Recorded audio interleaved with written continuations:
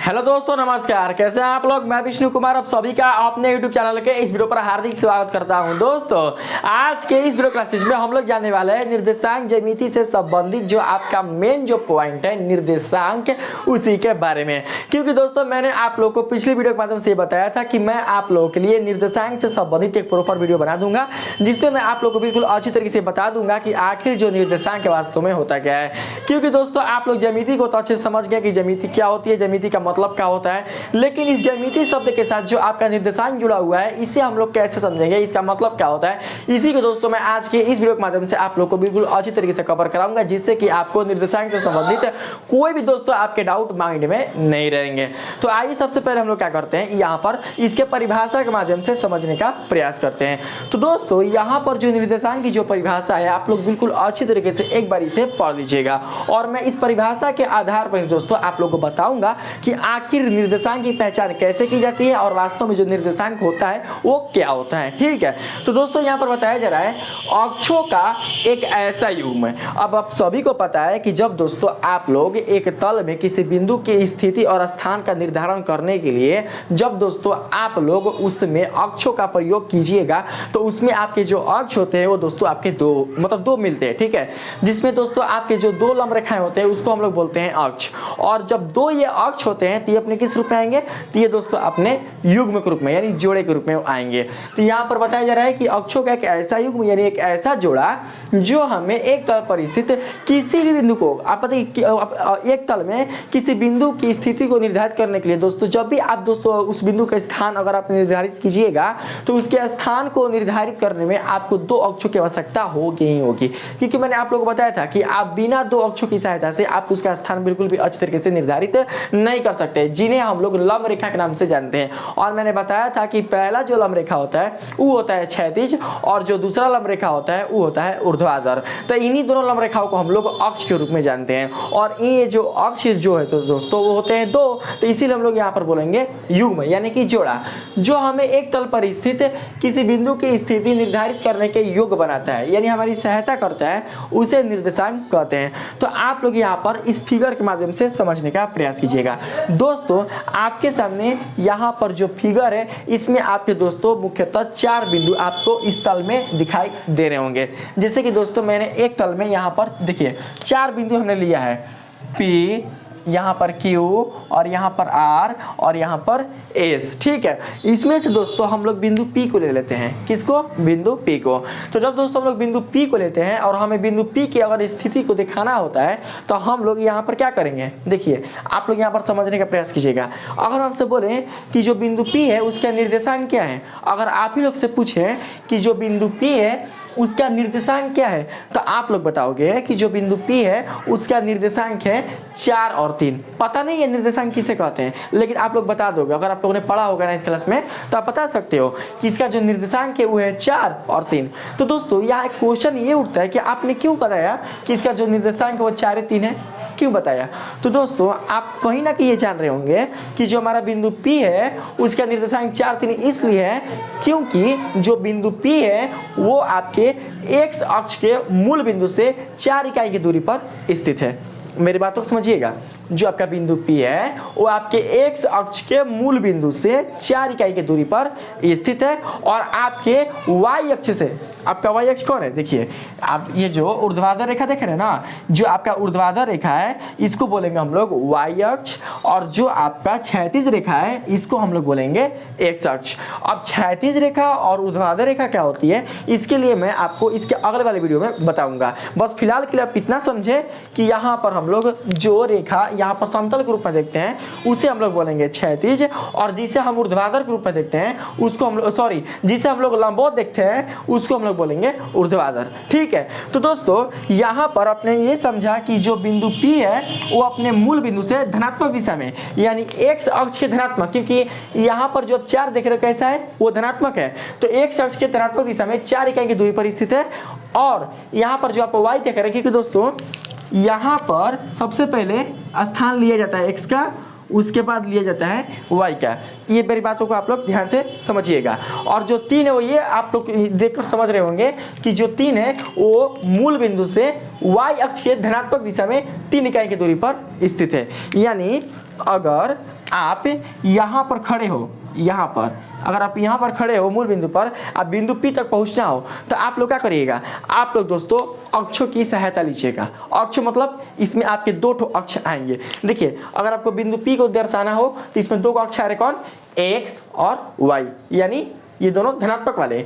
अगर बिंदु R को दर्शाना हो तो इसमें भी दो अक्ष आ रहे कौन, तो एगो आपका x डैश वाला और एगो आपका y वाला। अगर आपको बिंदु Q को दर्शाना हो तो इसमें भी आपके दो ठो अक्ष आ रहे हैं कौन, तो एगो आपका x डैश वाला और एगो आपका y डैश वाला, ठीक है। और इसमें अगर आपको s को दर्शाना हो, इसके निर्देशांक को दर्शाना हो, तो इसमें भी दोस्तों आपके कितने अक्ष आ रहे हैं, एगो ये वाला x और एगो ये y डैश, यानी कि इसका जो दिशा होगा y डैश वाला का ये हो जाएगा ऋणात्मक और इसकी जो दिशा होगा x वाला का ये हो जाएगा धनात्मक। लेकिन अक्ष जो है दोस्तों वो दो ही आ रहे हैं, इसीलिए इन दोनों को मिलाकर एक युग में को यहाँ पर बताया गया है। तो आप इन अक्षों की सहायता से आप इस बिंदु P तक पहुँच सकते हैं। तो आप इस मूल बिंदु पर खड़े हैं, ठीक है, आपको बिंदु P तक जाना है, तो आप लोग क्या करिएगा, सबसे पहले देखिएगा कि हम जिस अक्ष पर उपस्थित हैं तो वो अक्ष है हमारा कौन सा। देखिए आप जिस अक्ष पर उपस्थित है इस मूल बिंदु पर वो उभयनिष्ठ है, यानी आप यहीं से आप y अक्ष की ओर जा सकते हैं और यहीं से आप x अक्ष की ओर जा सकते हैं। तो आपने P का निर्देशांक देखा तो पहला क्या चाहिए 4, तो इसका मतलब ये हुआ कि 4 जो है वो x अक्ष का निर्देशांक है, x अक्ष के निर्देशांक है, और साथ ही जो हमारा 4 है वो x अक्ष के धनात्मक दिशा, क्योंकि आप जो ये देख रहे हैं दोस्तों ये x अक्ष का मूल बिंदु से जो दाईं ओर की जो दिशा है वो है धनात्मक और जो मूल बिंदु से बाईं ओर की जो दिशा है वो है ऋणात्मक। तो हमको यहाँ पर चलता है पता धनात्मक, तो हम मूल बिंदु से 4 इकाई की दूरी पर बढ़ते हैं। तो जब हम लोग 4 इकाई की दूरी पर बढ़ते हैं तो हम यहाँ आकर स्टॉप हो जाते हैं। तो सबसे पहले हमने क्या किया, इस अक्ष की सहायता ली, x अक्ष की, यानी पहले अक्ष की हमने क्या किया सहायता लिया। अब हमें कहाँ पहुँचना है, यहाँ पर। तो अब हम लोग देखेंगे कि हमें इस बिंदु P तक पहुंचने के लिए क्या करना पड़ेगा। तो अब यहाँ पर जो दोस्तों यहाँ पर 4 के बाद जो आप 3 देख रहे हैं वो किसके लिए है, तो y अक्ष के लिए है। तो y अक्ष पर जब आप लोग देखेंगे यहाँ पर तो मूल बिंदु से जो आपका 3 है वो कितना इकाई की दूरी पर स्थित है, तो दोस्तों यहाँ पर जो आपका 3 है वो मूल बिंदु से 3 इकाई की दूरी पर स्थित है।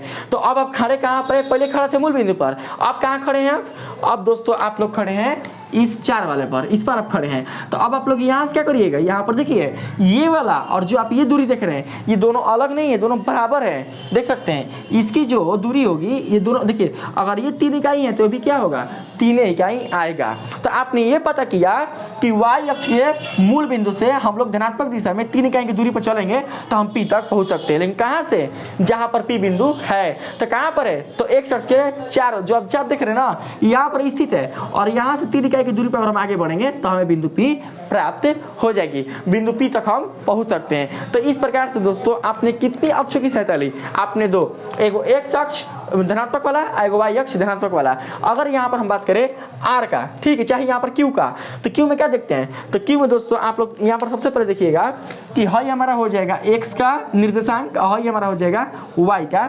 निर्देशांक। तो आप लोग ये समझ सकते हैं कि हमारे x के स्थान पर जो ये -4 है वो ये बताता है कि हम x अक्ष के ऋणात्मक दिशा में चलेंगे। किस दिशा में, x अक्ष के ऋणात्मक दिशा में। तो हम लोग इधर बढ़ेंगे, इधर, यानी ये क्या है दोस्तों आपका ऋणात्मक दिशा है, ठीक है। तो हम लोग यहाँ पर मूल बिंदु से आपका स्टार्टिंग यही से आपका यहाँ यही से आपका टाइम स्टार्ट होता है। तो आप यहाँ से यहाँ तक आए, कहाँ पर दोस्तों, तो ये -4 तक, ये -4 तक, और आपको Q तक पहुँचना है। अभी आप पहुँचे नहीं है तो आपने एक अक्ष की सहायता ली, ठीक। उसके बाद देखिए अगला जो निर्देशांक है Q का वो कौन है, तो y, और y का जो मान है वो कितना दिया है -2। अब दोस्तों आपको यहीं पर डिसाइड करना है कि आपको ऊपर जाना है कि आपको नीचे जाना है। तो दोस्तों आपका जो -2 है वो ये बताता है कि यह आपके y अक्ष के ऋणात्मक दिशा में जाएगा, ऋणात्मक। तो ऋणात्मक दिशा कहाँ है y अक्ष के, तो दोस्तों आपके मूल बिंदु के नीचे की ओर। तो मूल बिंदु के नीचे की ओर देख सकते हैं, है ना, ये सब क्या है आपके माइनस ग्रुप में है। तो हम लोग क्या करते हैं कि 2 इकाई तक, यानी आपके मूल बिंदु से y अक्ष के -2 इकाई तक क्या करते हैं, हम लोग चलते हैं। अगर हम लोग चलेंगे -2 इकाई तक तो हम बिंदु Q तक पहुँच सकते हैं। तो यहाँ पर दोस्तों जो आप मान देख रहे हैं -4 और -2, ये किसका मान है, तो ये दोस्तों आपके अक्षों का मान है। देखिए -4 इस अक्ष पर उपस्थित है, यानी x डैश अक्ष पर उपस्थित है। जो आप -2 देख रहे हैं ये आपके y डैश अक्ष पर, यानी बोल सकते हैं कि y अक्ष पर क्या है, ये आपका -2 उपस्थित है। और ये जो आप -4 और -2 जो आप देख रहे हैं ये है युग्म किसका, तो अक्षों का, इन अक्षों का, ठीक ना, अक्षों का ये युग्म है। और आप इन्हीं युग्म की सहायता से इस बिंदु Q तक पहुंचे, इस बिंदु P तक पहुंचे, उसी प्रकार से आप बिंदु R तक पहुंच सकते हैं, आप बिंदु S तक पहुंच सकते हैं। तो दोस्तों आपने यही न जाना परिभाषा के माध्यम से कि अक्षों का एक ऐसा युग्म, एक ऐसा जोड़ा जो हमें एक तल पर स्थित किसी बिंदु की स्थिति निर्धारित करने के योग्य बनाता है, यानी कि इसकी सहायता से हम इस बिंदु Q तक या फिर इस बिंदु P तक पहुंच पाए। अगर आपको पता नहीं होता कि बिंदु P का निर्देशांक कहां पर है तो आप बिल्कुल ये पता नहीं लगा पाते कि हमारा जो बिंदु P है वो इस तल में कहां पर स्थित है। अगर आपको पता नहीं होता कि बिंदु Q का जो निर्देशांक है वो -4 -2 है, आपको अगर पता ना हो तो आप बिल्कुल भी इस तल में स्थित इस बिंदु की Q की जो स्थिति है उसका पता आप नहीं लगा पाते। तो आपने पता लगाया किसकी सहायता से, तो -4 -2 की सहायता से, जिसमें जो -4 है वो आपके x का निर्देशांक है यानी x अक्ष का, और जो -2 है वो आपके y अक्ष का निर्देशांक है। और इस तरीके से निर्देशांकों का दोस्तों अक्षों का क्या हुआ, यह दोस्तों एक प्रकार का युग्म प्राप्त होता है और इसी की सहायता से आप बिंदु की स्थिति का पता लगा पाए। इसलिए बोल सकते हैं कि हमारे पास जो ये आप मान देख रहे हैं, यानी ये जो जितना भी आप मान देख रहे हैं, ये वाला ये वाला ये वाला ये वाला, ये आपके किस रूप में होंगे, तो x, y के रूप में होंगे। यानी सबसे पहले x के मान उसके बाद y के मान, तो इसी को हम लोग क्या बोलेंगे, निर्देशांक के रूप में जानेंगे।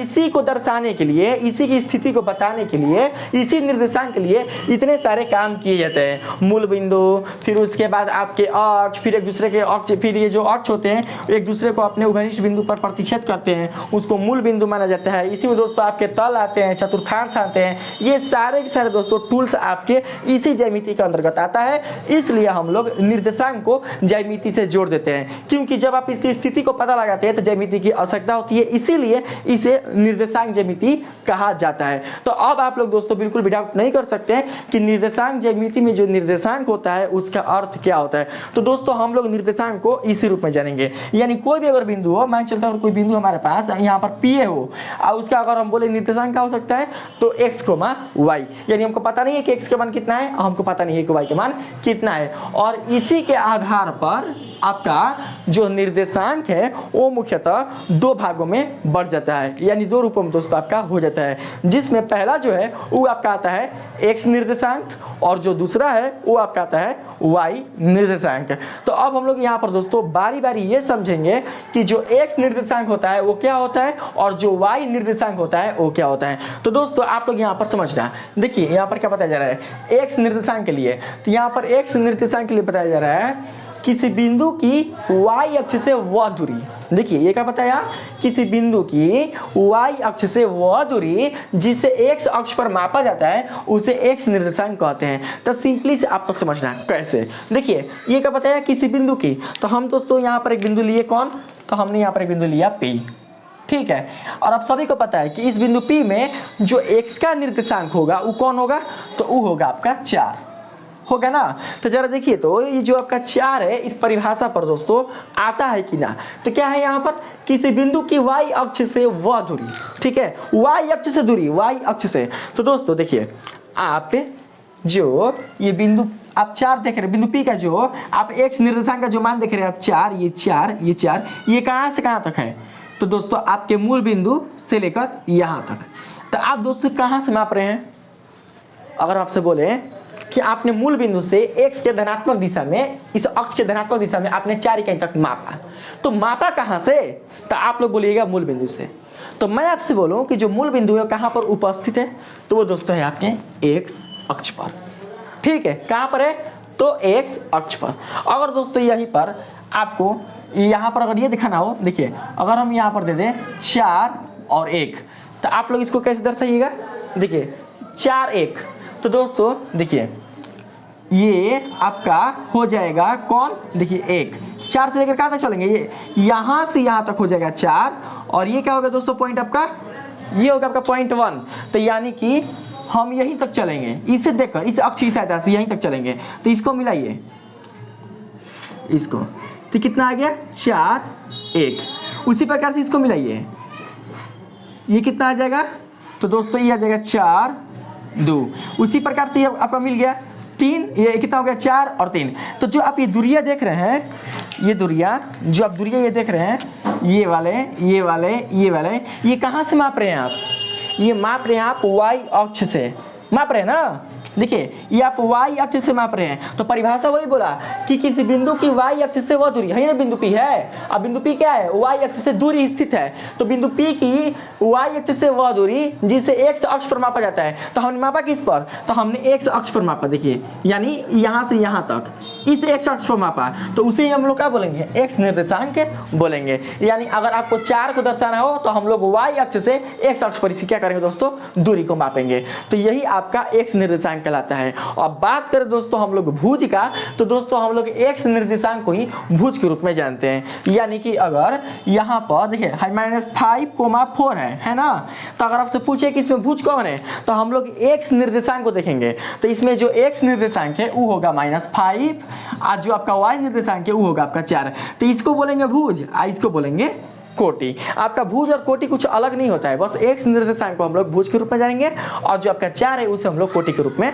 जानेंगे। तो मुझे उम्मीद है कि आप लोगों ने ये x निर्देशांक वाला अच्छे से समझ लिया होगा। ठीक है, यहाँ पर नोट है, बिंदु की यह दूरी x अक्ष की धनात्मक दिशा में धनात्मक, यानी कि अगर आप देखिए मूल बिंदु से ये क्या है, ये धनात्मक दिशा है और मूल बिंदु से ये क्या है, ऋणात्मक दिशा है। देखिए यहाँ पर -4 मिला और यहाँ पर +4 मिला। कैसे, क्योंकि हम मूल बिंदु से धनात्मक दिशा में चले तो हमको यहाँ पर 4 मिला, यानी दूरी धनात्मक मिली। अब मूल बिंदु से अगर हम ऋणात्मक दिशा में चले तो हमें यहाँ पर -4 यानी हमें दूरी ऋणात्मक मिली। तो इसका मतलब ये हुआ कि अगर हम x अक्ष के धनात्मक में जाएंगे तो हमें धनात्मक दूरी मिलेगा, अगर इसी x अक्ष के अगर हम ऋणात्मक दिशा में जाएंगे तो हमें दूरी ऋणात्मक मिलेगी। ठीक है, अब भुज वाला तो आप लोग समझ ही गए। बात करते हैं इसका जो दूसरा निर्देशांक है उस पर, यानी कि y निर्देशांक पर। तो दोस्तों जिस प्रकार से आप लोग ने इसे समझा, बस उसी प्रकार से आप इसे भी समझ सकते हैं। तो आप लोग इस परिभाषा को देखिएगा, इस परिभाषा में बताया जा रहा है किसी बिंदु की x अक्ष से वह दूरी। अब आपको x अक्ष से दूरी देखना है, जो कहां पर मापा पाएगा, तो आपके y अक्ष पर। देखिए किसी बिंदु की x अक्ष की से वह दूरी जिसे y अक्ष पर मापा जाता है, यानी x अक्ष से लेकर हम उसको कहां पर मापेंगे, तो y अक्ष पर मापेंगे। उसे ही क्या बोलते हैं, y निर्देशांक कहते हैं। तो देखिए इसमें कैसे, देखिए हम यहाँ पर दोस्तों आप लोगों को बताने के लिए यहाँ पर देखिए थोड़ा सा मिटा देते हैं, आप लोग समझिएगा। देखिए दोस्तों यहाँ पर जो y निर्देशांक होगा उसका मान कितना होगा, तो उसका मान दोस्तों होगा 3। ठीक है, तो 3 दोस्तों कैसे मिला आपको, देखिए जो 3 है 3 देखिए 3 कैसे मिलेगा बताते हैं आप लोग को। 3 देखिए आप 4 पर थे ना, 4 पर अब बिंदु P क्या है, तो मूल बिंदु से y अक्ष के धनात्मक दिशा में 3 इकाई की दूरी पर स्थित है। तो हम दोस्तों यहाँ से इसको माप लिए, ऐसे देखिए ऐसे ऐसे ऐसे ऐसे ऐसे ऐसे ऐसे ऐसे। अब हमें क्या मिला, ये पूरी दूरी कितनी है, ये पूरी दूरी है 3। तो हमने मापा कहाँ से, तो हमने x अक्ष से मापा। देखिए क्या बोला है, किसी बिंदु की x अक्ष से वह दूरी, तो कहाँ से दूरी है, ये दूरी जो है 3 इकाई कहाँ से लिया गया है, तो है x अक्ष से। किस पर माप रहे हैं, तो y अक्ष पर। देखिए बोला है y अक्ष पर मापा जाता है। तो ये दोस्तों ये किस पर मापा जा रहा है, y अक्ष पर। मान लेते हैं जहाँ से आप 4 इकाई पर दूरी पर स्थित है, 4 इकाई पर, अगर आप यहाँ पर 0 हो जाए, 0 कहाँ पर है, यहाँ पर, अगर ये 0 हो जाए तो आप आराम से दोस्तों कहाँ पर जा सकते हैं, आप यहाँ पर पहुंच सकते हैं, यानी 3 तक। तो ये किस अक्ष पर है, तो ये आपके y अक्ष पर उपस्थित है। यानी कि बोल सकते हैं कि किसी बिंदु की x अक्ष से y अक्ष पर मापी गई दूरी को हम उस बिंदु को क्या बोलेंगे, हम y निर्देशांक के रूप में हम लोग जानेंगे। तो इस प्रकार से दोस्तों आप लोग x निर्देशांक और y निर्देशांक को अच्छे से समझ गए। इसमें देखिए -2 क्या है, तो -2 दोस्तों आपका y निर्देशांक है, तो परिभाषा पर ही आएगा। तो हम लोग क्या करेंगे, देखिए x का निर्देशांक है -4, तो हम लोग यहाँ पर खड़ा है -4। ठीक है, -4, तो हमें -2 यहाँ पर प्राप्त हो रहा है y निर्देशांक के लिए। तो हम लोग कहाँ से माप रहे हैं, तो x अक्ष से। देखिए इस अक्षवा से हम लोग माप रहे हैं कहाँ पर, तो y अक्ष पर। ठीक है, तो इसीलिए हम लोग यहाँ पर -2 को y निर्देशांक बोलेंगे। अगर ऐसे ले ले तो 0,-2 बताइए, तो x का मान कितना, देखिए 0,-2, तो x का मान कितना होगा 0, यानी इस पर 0 पर। अब -2 तो हमें कहाँ तक चलना है, तो y अक्ष के ऋणात्मक दिशा में, कहाँ तक, तो -2 इकाई तक। ठीक है, तो -2 कहाँ मिलेगा, तो यहाँ पर, यहाँ पर। तो कहाँ से मापे, तो हमने x अक्ष से इस y अक्ष पर मापा। ठीक है, तो इसीलिए हम लोग इसको y निर्देशांक बोलेंगे। तो आप लोग दोस्तों इसको अच्छे से समझ गए। अगर हम बात करें दिशा का, तो अगर आप लोग y अक्ष के अगर धनात्मक दिशा में जाइएगा तो आपको दूरी मिलेगा धनात्मक, अगर आप ऋणात्मक दिशा में जाइएगा तो दूरी मिलेगा ऋणात्मक। ऐसे हम लोग कोटि बोलेंगे और बाकी जो x निर्देशांक है उसे हम लोग भुज बोलेंगे। तो आप लोग इसे अच्छे से समझ चुके हैं। तो मुझे उम्मीद है दोस्तों कि आज आप लोगों ने इस वीडियो के माध्यम से बिल्कुल अच्छी तरीके से निर्देशांक को समझ लिया होगा कि निर्देशांक क्या होते हैं, निर्देशांक कितने प्रकार के होते हैं, निर्देशांक का मतलब क्या होता है और हम इसे कैसे परिभाषित कर सकते हैं, इसका मतलब क्या होता है, कैसे हम इसको सुस्पष्ट रूप से समझ सकते हैं, इन सब के बारे में मैंने आप लोगों को बिल्कुल अच्छी तरीके से बता दिया। तो अगर दोस्तों आपको मेरा वीडियो अच्छा लगा, इस वीडियो के माध्यम से आप लोगों को काफी दोस्तों सरलता मिली है, काफी समझ में आया होगा, तो प्लीज मेरे इस वीडियो को लाइक कीजिएगा, सब्सक्राइब कीजिएगा और पसंद है तो अपने दोस्तों में भी शेयर कीजिएगा। आज के लिए इतना ही, मिलते हैं अगले वीडियो में, तब तक के लिए धन्यवाद।